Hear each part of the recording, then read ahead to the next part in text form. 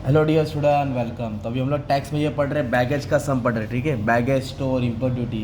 तो इसमें क्या दिया है, a person of Indian origin, बंदा किधर का, इंडिया का है, 40 साल का उम्र है, came to along India along with baby, मतलब वो इंडिया में आया, अपने बच्ची के साथ आया।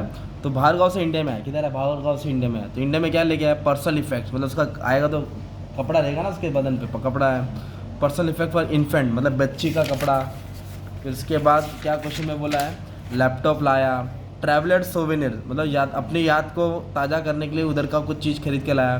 फिर शराब लाया, एक बोतल वाइन लाया, वाइन एक है ना, वोडका लाया उसने।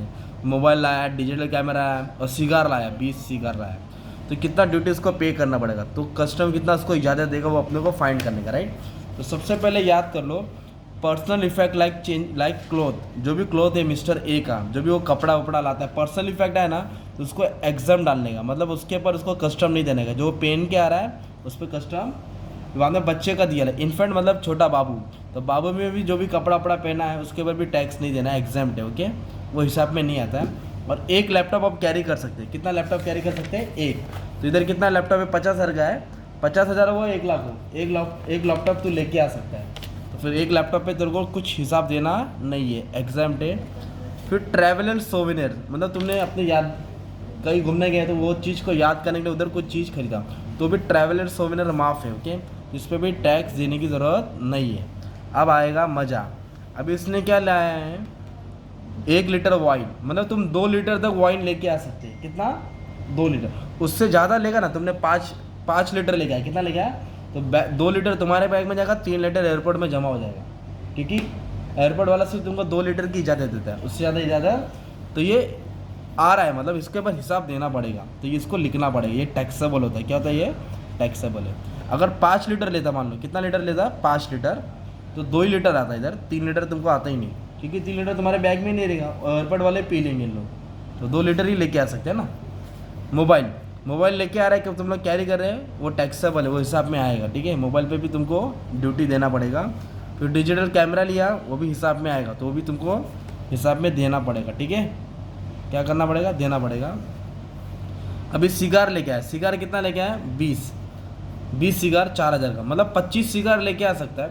अगर मान लो तुमने 100 सिगार लेके आया, 100 सिगार, मोटा सिगरेट होता है ना, मोटा, अगर 100 सिगार लेगा तो 25 ही लाने देगा, 75 एयरपोर्ट पे रहेगा, लोग पी लेंगे, तुम्हारे बैंक में 25 ही डालने देंगे।